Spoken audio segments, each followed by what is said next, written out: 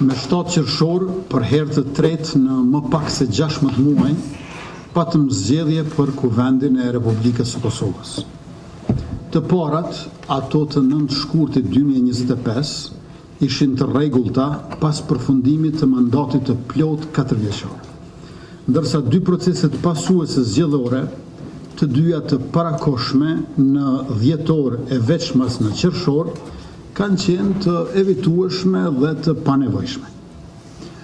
Caktimi i datës për mbajtjen e seancës konstituive të legjislaturës së 11 të Kuvendit të Republikës Kosovës nga ushtruesja e detyrës së presidentes, zonjës Albulena Haxhiu, është e mirëpritur. Partitë politike, secila sipas hisës që populli i ka dhënë, gjendemi sërish para përgjegjësisë për përmbushjen e detyrave për formimin e institucioneve të reja, përfshirë zgjedhjen e presidentit. Kemi 2 javë, më së shumti, deri te fillimi i seancës për konstituimin e Kuvendit, para se të kalojmë te zgjedhja e qeverisë së re dhe më pas edhe e presidentit ose presidentes së Republikës.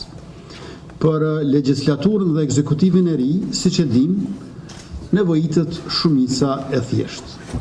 Ndërkaq për presidentin ose presidenten, së paku në 2 raundet e para, për shkak të një aktgjykimi të gjykatës kushtetuese para 15 vjetëve, kërkohet prania e 2/3 të deputetëve, andaj edhe përgjegjësia për zgjedhjen e tij ose të saj e tej ka lënë një parti politike.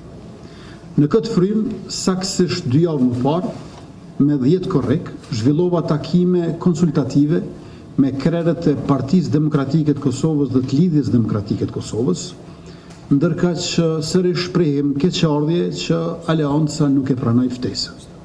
Teksa koha ecën, veprimet politike dhe interesi shtetëror duhet të vihen në rend të parë.